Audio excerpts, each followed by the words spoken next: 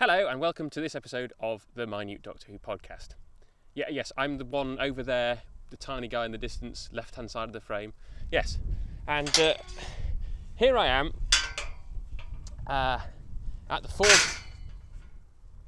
Four Barrows in Wiltshire, which 40 years ago doubled for the Devil's Hump in the Jon Pertwee story, The Daemons. And having come up here, I now have a lot of respect for the film crew, because I've absolutely no idea how they got all their stuff up here, including Bessie, because you can't drive up here these days. Maybe you could back then.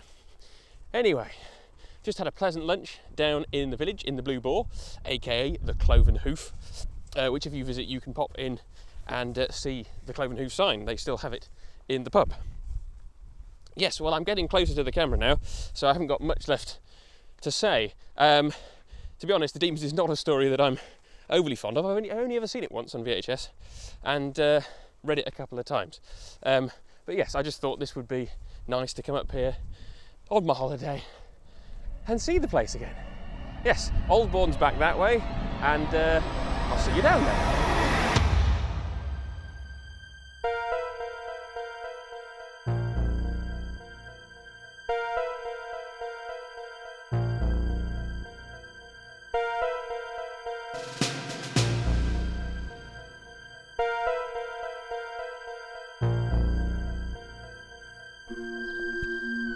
So this is Aldbourne in Wiltshire, or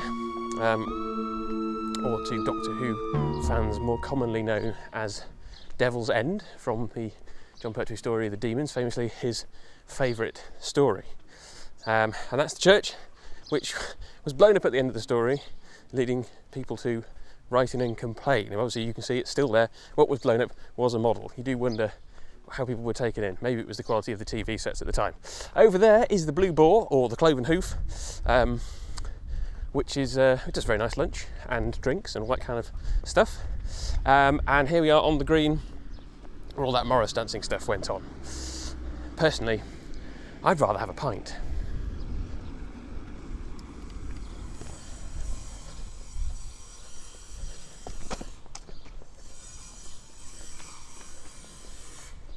And it's closed. Sadly the pub's closed. Hello, my name's Sophie Aldred and you're watching the Minute Doctor Who podcast.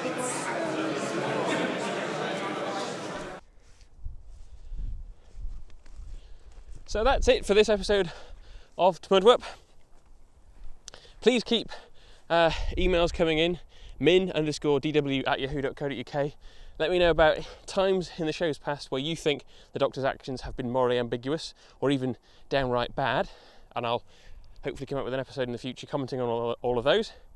Also, if anybody wants to take up the challenge from last episode, can you find that emotional, logical, satisfying kind of way of tying up what I saw as a potential plot hole or deification of the TARDIS? If you can get round both of those things at the same time, if you don't know what I'm talking about, watch the last episode. But yes, that's still open.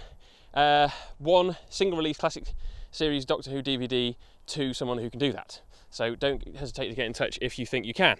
min_dw@yahoo.co.uk. Yes, right, ta-ra.